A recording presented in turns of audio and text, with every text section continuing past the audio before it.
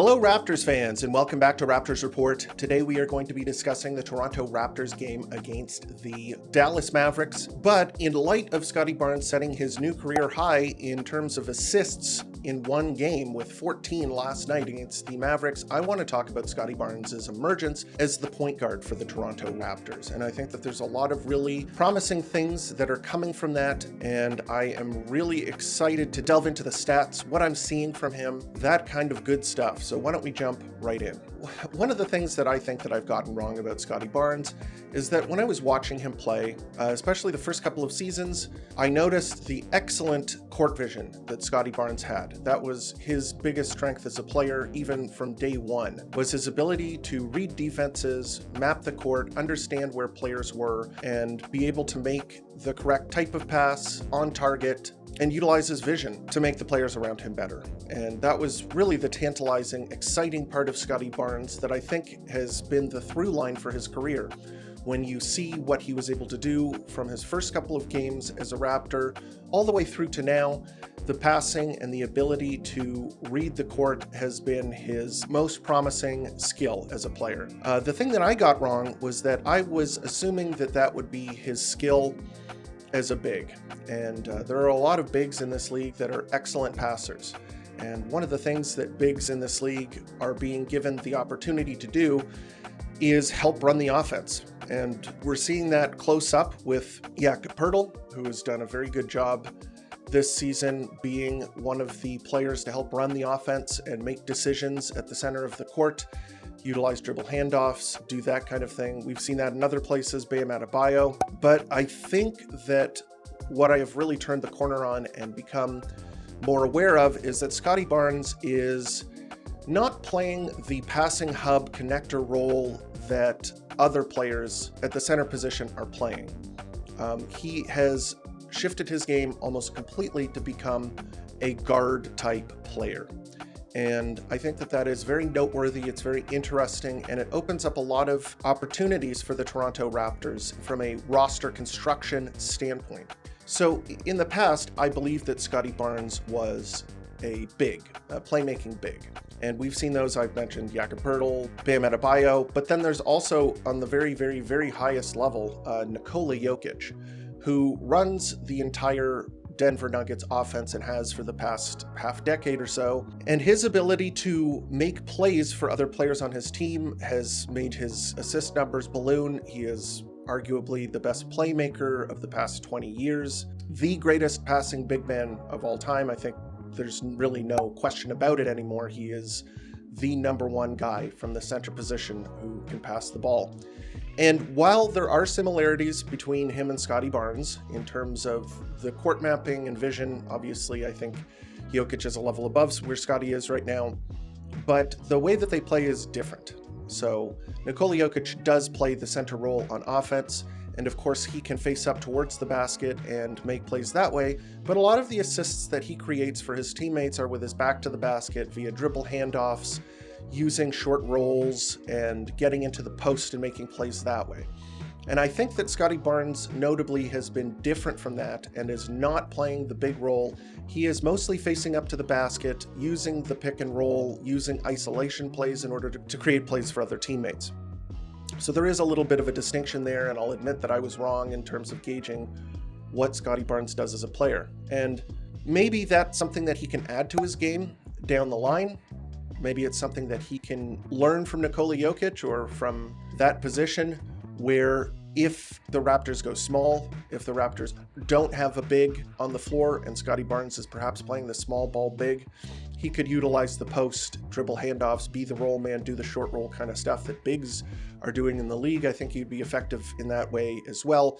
But I really want to talk about kind of what he's doing right now and what I'm seeing from him as a player on the floor for the Toronto Raptors. So obviously the biggest note for Scottie Barnes has been the assists.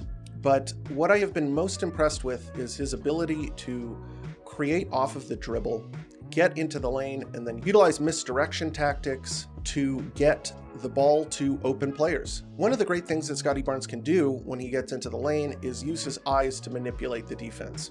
And Scottie Barnes has been honing his no-look pass for the past 4 seasons.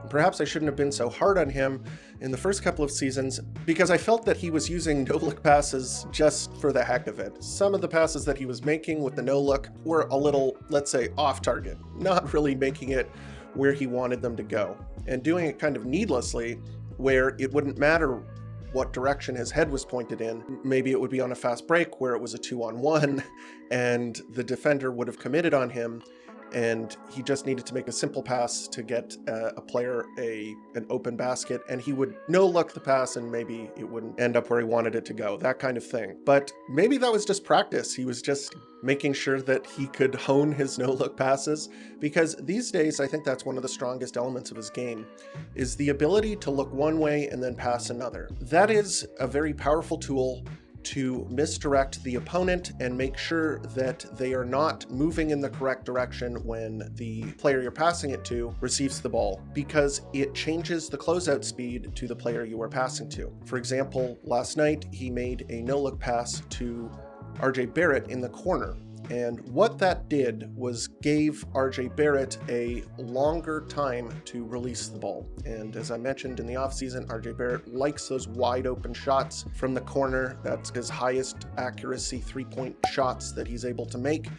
And if you can delay the closeout even just a couple of milliseconds, then that can make the difference between a wide open shot and a slightly more contested shot, which can change the percentage on those looks, turn a close miss into an assist. He's done a good job with that. Another good thing that he does with that is hooking up Poeltl with pocket passes in the post.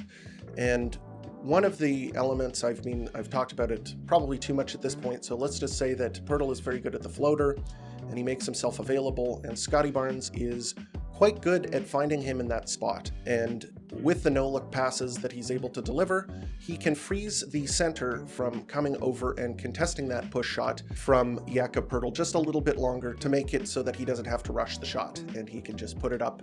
And Jakob Poeltl is very good at making open push shots in the paint. That's one element of what Scottie Barnes has been able to develop that I'm noticing. Another is his ability to use screens and get into the paint with his dribble. I think that many teams are trying to double up on him. As soon as he gets toward the lane, they are bringing over multiple defenders. And the reason for that is because he's a very large player and he can use his face-up dribble to get into a post-up and then utilize a very effective fadeaway jump shot, or perhaps get into a bit of bully ball where he can end up finishing with a hook shot.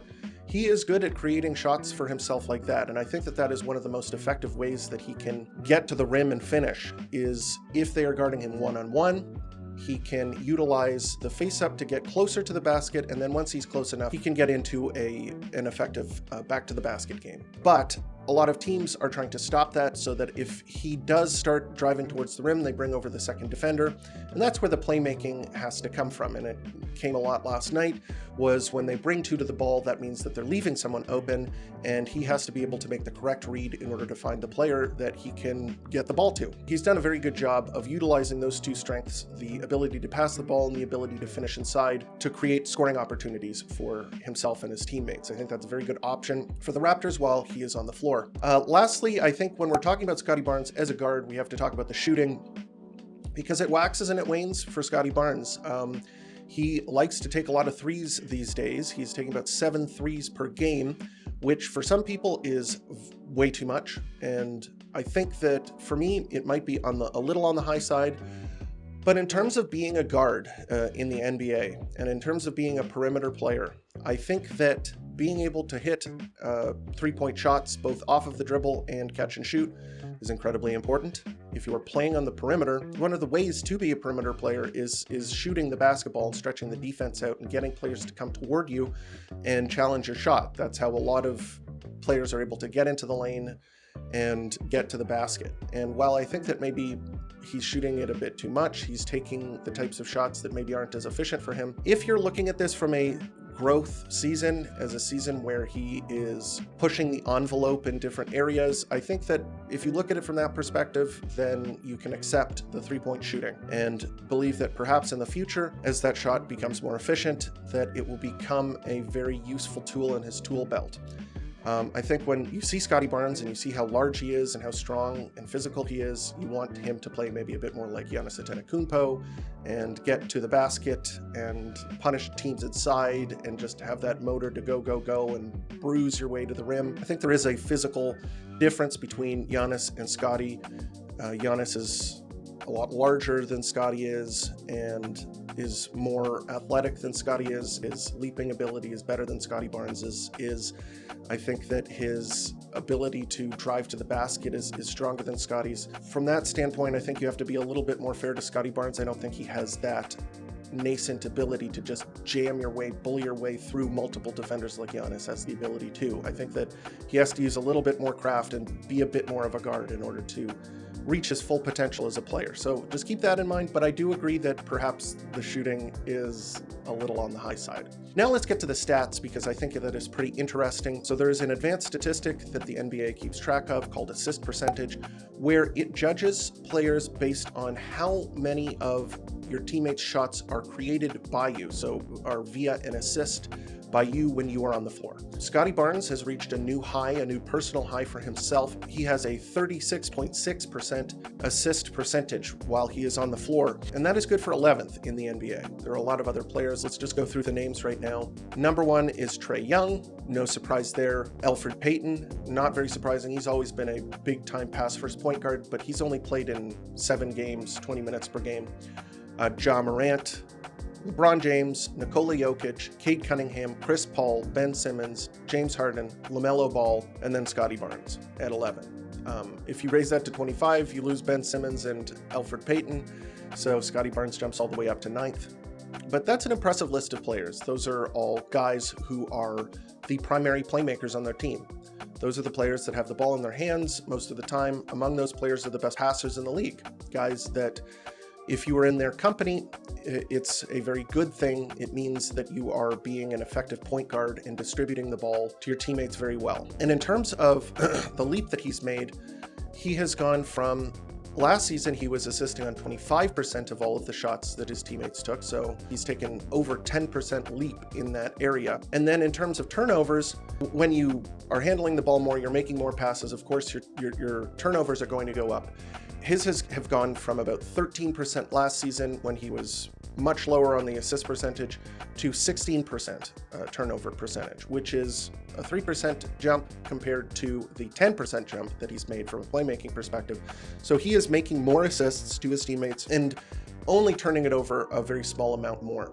So very impressive growth from Scottie Barnes as a playmaker on the team. I think it's only going to get better, that he's just scraping the surface. I think that this is going to be something that he builds upon and gets better at. And with that, I think we're going to jump into the player evaluations, because we had a pretty exciting game last night. Maybe not in the first half, maybe not in the third quarter at the beginning of it, but toward the end of the game, the Raptors made a big run, got it to within single digits. They had a couple of opportunities to draw even with the Mavericks, but weren't able to do it, and they fell at the end of the game, 125 to 118. And we'll start with Scottie Barnes, because as I mentioned, he set a career high with assists, and he was very good last night. He was creating looks for his teammates. He scored pretty efficiently. He had 19 points on 17 shots. He was 3 of 7 from 3, which is a very encouraging sign.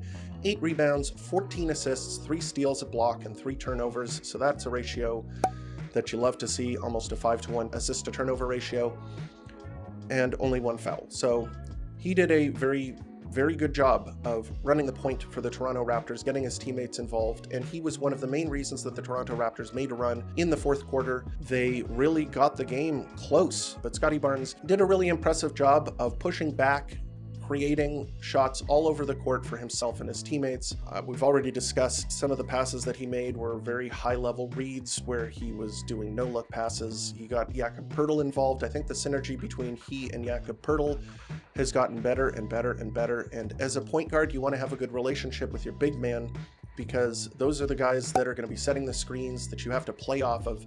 Those are the guys that are going to be finishing near the rim consistently. And Scottie Barnes has learned exactly where Jakob Poeltl likes to shoot it, and he got him involved for a pretty big night as well. Next up on the list, we will talk about Grady Dick, because I think he had a really good night on offense, but also I think that his defense has started to pick up and get to the next level for him, where it is reaching that adequate to decent defensive capability that I thought that he had the potential to reach. And we're starting to see that right now. I think that on the defensive end, he has made some leaps and he is doing some stuff that is helping the Toronto Raptors get stops. One of the things that I've noticed from him has been his closeouts. I think that he is actually one of the better players at closing out on the perimeter on the team. I think that his forward foot speed, it's actually pretty good. He's got pretty good foot speed when he's running in a straight line. And that is very important for closing out on opposing players, because you want to be able to reach the player and bother their shot. And he has two things going for him: that foot speed when he is running out toward the perimeter, and then he has what I think is an effective closeout technique, which is the swipe downwards. You see it, there are other players who utilize it, but I feel like it changes the shot of the perimeter player and introduces a distraction to the player shooting the ball. I think it's a pretty good technique, and when he uses it, a lot of the time I see misses. He leads with his hand up to block the vision of the shooter, and then at the very end swipes down with his hand to distract the shooter, and it works pretty well. And then when he is in isolation, I think that his defense is actually passable to pretty good. I don't think that he's the type of player that other teams are going to get free baskets on by isolating, putting him on the perimeter on an island and defending a top level perimeter player. He had a couple of good possessions against Luka Doncic when they tried to do that, a couple of good possessions against Kyrie Irving when they did that. I do not think that that is the way that you attack Grady Dick anymore on the perimeter. I think that he does an adequate, a good enough job where that's not where the Raptors are going to lose games. On the offensive end, he had a great night. He had 27 points on 21 shots. The percentages weren't exactly there. He was 5 of 14 from the three-point line. He hit just a little bit over a third of his shots from that area. Not a fantastic night, but not a horrible one. 6 of 6 from the line as well, but he hit a whole bunch of really good shots and really clutch shots. There was a fantastic play where Scottie Barnes got him the ball at the end of the game, and he just pulled the trigger and banged a contested shot from the top of the arc. It was just a spine-tingling moment where you were like, okay, this guy can be one of the best shooters in the league. Really exciting play from him. He is definitely in the vein of the movement shooter.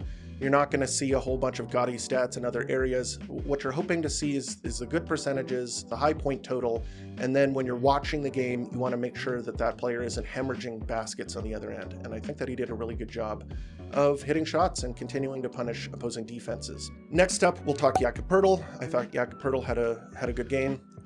20 points on 11 shots, 6 of 6 from the free throw line, 7 rebounds, 7 assists, 2 steals, 3 turnovers. So I think an effective game on the offensive end from Jakob Poeltl. He has a very accurate push shot, and he was able to beat Derek Lively, who is a strong defensive center with that ability to operate in that kind of mid-range zone where he can catch passes and finish without having to get all the way to the basket. Derek Lively is a intimidating player around the basket. He can block shots. He did block Jakob Poeltl at the end of the game when they called it goaltending. It wasn't goaltending, unfortunately. They reviewed the play, but he can block those types of shots when you get inside. So the push shot is very advantageous for beating that type of center. And then when Daniel Gafford was on him, Daniel Gafford being an undersized big who plays that kind of energy big role, Jakob Poeltl was simply too big for him. He would push him out of the way and then finish with a layup. I thought he did a really good job on the offensive end. On the defensive end, it's really tough. Like when you have two very elite perimeter players like Kyrie Irving and Luka Doncic, and they're making threes, the center is less effective. Because the center, what do? They play defense near the rim, and if the opponent is taking a ton of threes and making them, what's he going to do? It's, get the rebound. And he did an okay job with that and keeping guys off of the boards. But defensively, it's not a whole lot that the center can do if another team gets that hot and shoots that many threes. So they took 45 threes, the Mavericks did last night. It's just not a game where Jakob Poeltl is going to make a huge impact on the defensive end, but I thought he did an okay job. And I think that his box outs are very important for the Toronto Raptors, but I think he did a good job on the offensive end. Next up, we'll go to RJ Barrett. He had an okay night on the offensive end, 18 points on 16 shots. He was 2 of 5 from 3, so his three-point shooting is staying pretty good. No free throws, which I thought was interesting. I don't think that's necessarily his fault. I think the whistle kind of went against the Raptors last night. 4 rebounds, 5 assists, 1 steal, only 1 turnover. So a competent night on offense for him, but I think this is a bad night for him on the defensive end. The help defense, it continues to be a big problem. There was one very egregious example when Grady Dick hit a 3, and then the Mavericks got the ball up the floor, got an easy dunk. I believe it was Daniel Gafford. And when they did the replay and showed the above view, probably the main culprit, there were some other ones. Grady Dick was one of them. You have to get back when you put the shot up. But RJ Barrett was just kind of backpedaling very slowly, not hustling, watched the ball sail over his head. He didn't put in enough effort to get back. Another thing that he does that is just maddening is his help, quote unquote, help defense, where he unnecessarily leaves his man open in the corner and then that player is shooting a wide open corner 3-point shot.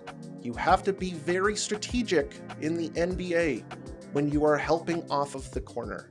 The corner 3 is the second best type of shot an offense can generate. Full stop. They've done many studies. The number 1 spot is a layup. You want to get a layup or a dunk. Those are the best types of shots. And then what is after that? Open, corner 3-point shot to a competent 3-point shooter. RJ Barrett too often, when he is guarding the player who is in the corner, tries to help and comes too far off of his man, and then that player is shooting a wide open 3-point shot, especially when you're playing against a player like Luka Doncic, who is just a wizard with the ball and can find open shooters. It's just, you have to make sure that you are covering the corner. So I'm going to say I wasn't a big fan of what RJ did last night. Last on the list, we'll put Ochai Agbaji, the guy who was tasked with guarding the Kyrie Irvings and the Luka Doncic's of the world. And he's, if you look at the box scores, you can tell that those players, he didn't really slow them down enough. Kyrie Irving had a number of plays where Ochai got up a little too tight on him, which I understand because Irving was cooking from the perimeter, but Kyrie, you have to guard him for the drive. You have to be able to trust your ability to close out and gap him a little bit so that he doesn't get right past you. And there were a number of times where Kyrie just got right into the lane past Ochai. I can't give him too much credit for the defense last night. And then he had another kind of invisible night. He was 0 of 3 from 3. Only 2 rebounds, 0 assists, 0 steals, 0 blocks, 1 turnover. Just kind of one of those invisible nights from Ochai that I was hoping that we're behind him. He did play 20 minutes only this game, so that might account for things a little bit more. As players return to the lineup, if Kelly Olynyk came back, you're going to have to start making Moon up and down the lineup for those minutes. So it's not surprising that he didn't have a ton of minutes this game, but it was also not surprising because I think that like Davion Mitchell was doing a better job on defense than he was, so that is probably why he didn't play as much. And that rounds out the starting lineup. Next up, we're going to talk about the best player off of the bench and the guy who just made his return. So Kelly Olynyk. Kelly Olynyk was great last night, 13 points on 3 shots. 3 shots, and I bet you can guess what type of shots those were if you're scoring that efficiently. They were all threes. He was 3 for 3 from 3, and those were all the shots that he took. And then he used his cheeky little veteran moves and tricks to grift his way to 4 free throws. Made all of those. He had 4 rebounds, 1 assist, 2 steals, and a turnover. He is operating primarily through his shooting, his ability to run the offense. That's kind of what you want from him. Being able to play off of star players and stretch the floor out. And then on defense, it's just all tricks, doing veteran stuff. It kind of reminds me of what Kevin Love does. They're both the kind of old white guy, veteran, ultimate tricksy players who don't have a very good defensive reputation. And the way that they get stops is you grift and kind of trick. He did a lot of the elbow taps where the ball handler gets past you, but you smack their elbows so that the ref doesn't see it, and then the ball pops loose. All that kind of really underhanded tactics. It's the dark arts. He's very good at that kind of stuff. Wouldn't want to play against him, but when he's on your team and he's doing all these little grifty, crafty things, you can really appreciate what he's doing. But I thought he had a great game, and he gave the Raptors a lift off of the bench. So good job for him. Chris Boucher, we'll just devote 1 second to him. DNP. It seems as though Darko has time for only one big that shoots threes, isn't great on defense, and gives you a spark off of the bench. And I think it's between Kelly Olynyk and Chris Boucher, two Canadians, and he went with Kelly Olynyk last night, which I don't blame him. He had a great game, and Chris has been slumping a little bit, but he didn't play at all. Next up, we will talk about Jonathan Mobo, who had a fantastic game. Really like what I'm seeing from Jonathan Mobo. Did a whole episode on him last game. You should check that out. Go through my videos and check that out if you want a deeper dive on him. But he had 8 points, 7 rebounds, 2 assists, 1 steal, 2 blocks, only 1 turnover. He made 2 threes in this game, and they looked good coming out of his hands. If Mobo can be a floor spacer with the defense that he provides, this is a big level up where he can go from a useful role player to one of those players that almost any team can need, because if he's making threes at a consistent rate, what do you add on to that? There's a moniker for that type of player, okay? 3-and-D. Player who plays really good defense on one end and then can hit shots on the other. That's a super, super valuable role player, and if he adds that to his game, sky's the limit. And really, what you're seeing from him is just a lot of tools in the toolbox. The ability to guard players on the perimeter, the ability to grab rebounds, the ability to handle the ball in transition, dribble handoffs, catch the ball around the basket. I think one of the iffy things with him has been the interior finishing. I think that he's not athletic enough to be a big-time, lob finisher that a lot of energy bigs are able to do. Maybe they have better springs than Jonathan Mobo, but he needs maybe to learn a little bit more from the crafty guys on the team like Kelly Olynyk and Jakob Poeltl. I know that he's used a push shot in a couple of games this season, but those are the two guys that maybe you can learn a thing or two from if you're not the ultimate lob threat dunk finisher super athlete. You're going to have to add a little bit more craft to your game. And he still needs to do that because he is missing a lot of shots around the basket. But the 3 is big, huge, and then the other stuff that he brings is, really turning my head at least. And I was very happy with what he did last night. Davion Mitchell, I think that he turned in a strong defensive performance. He only had 1 point. He played 27 minutes. Listen, there's a reason he's playing 27 minutes, and I know I can't say he had a good game, because what have I said? The defense is very good, but if he needs to chip in just a little bit on offense for me to say he had a good night, and he only had 1 point. He split a pair of free throws, and that's the only kind of point he put on the board. He did have 4 assists, and a lot of those assists are the easy variety, so it's not like he's doing a lot on the offensive end, but he is very good defensively. And I know that Kyrie Irving, he drew a foul on him late in the game, which I thought was a play on. The guy is getting into players and making it there's a reason that he's on the floor. And I think that when you watch him, I know there's a downside, especially in the offensive end, but I think if the Raptors have enough ball handlers, you can make room for this guy if he's playing the elite top-notch perimeter defense, which he can. It's in the stats, it's in the eye test. The guy is really actually doing the defensive stuff. So I will tentatively say he had a good game, even though he didn't meet the threshold by criteria of delivering something on offense. I still think he had a pretty good game.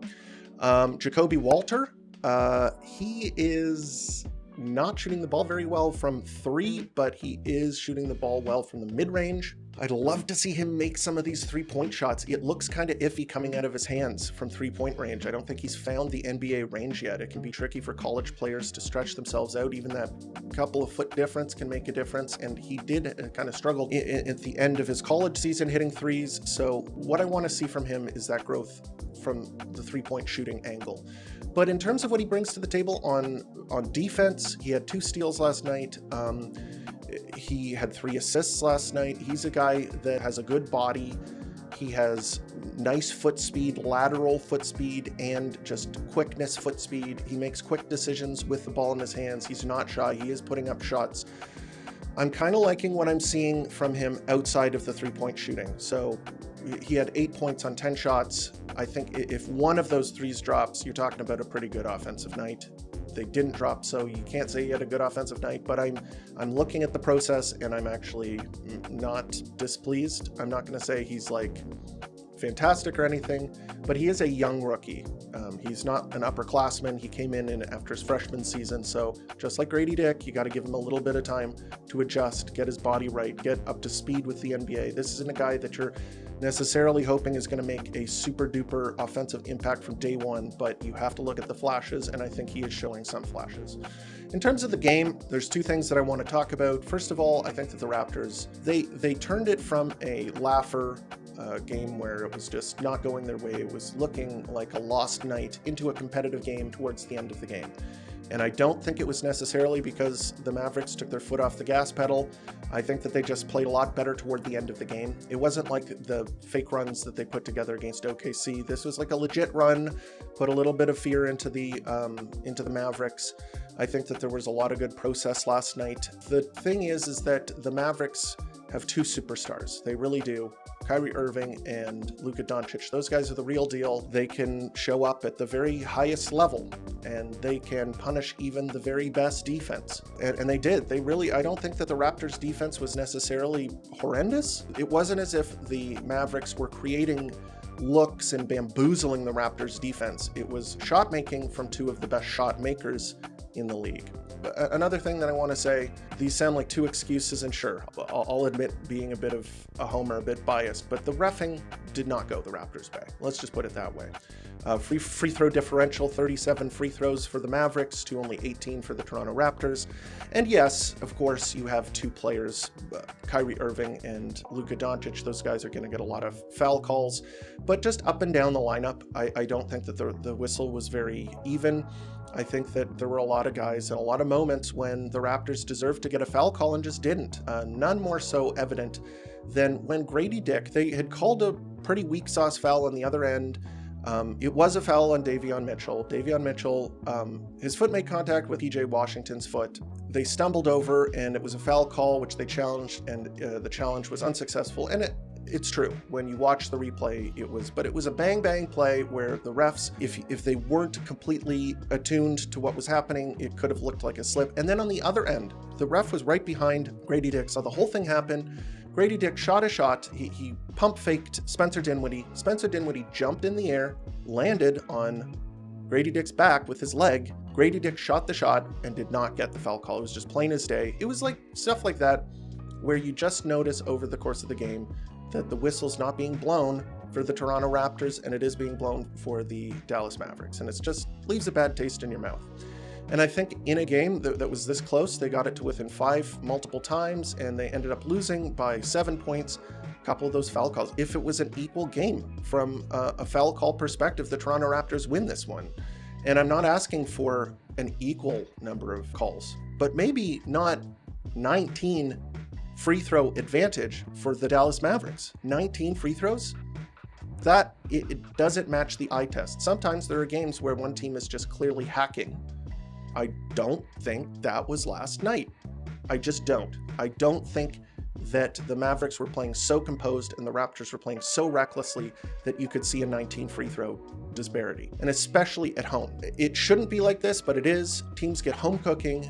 A lot of the time they get free throws at home that the other team on the road does not get, and it has not been like that for the Raptors this season. So just wanted to get that off of my chest. It makes me feel a little bit better, feel a little bit lighter. But yeah, I think that it was a close enough game. They pushed a very good team to the brink. The Dallas Mavericks have won 7 in a row. They've only lost 1 game in the past 12 games, so they're a very good team. Raptors put on a good performance against the Mavericks. And then coming up next, the Toronto Raptors have the New York Knicks, who are also playing very well. They lost their last game, so they're not on a streak. OG Anunoby will be returning home. It'll be nice to see him. Hopefully the Toronto Raptors can get a revenge game from RJ Barrett. I'm excited to watch them play against the New York Knicks, and that'll be happening tomorrow night at 7:30. It will be at home. I think the Raptors have a chance there. And that is the video. What do you think? Has Scottie Barnes only just scraped the surface of his playmaking ability? Does he have another step to take there where he can be among the very best passers in the league, even more so than he is right now? Or do you think this is the high watermark? Do you think that perhaps when Emmanuel quickly gets back, we're going to see those assist numbers, the assist percentage shrink back down when he has to share the ball with another ball handler? Please let me know here in the comments, and also on Twitter and Blue Sky, where you can reach me at Raps Report. I love talking to other Raptors fans. Always love hearing what you guys have to say. We have the best fan base on the planet. No bias there. Admitted to being biased before. No bias there. Love you guys. And if you enjoyed the video, please leave a like and subscribe if you haven't already. And as always, thanks for tuning in to Raptors Report, your source for in-depth Raptors content.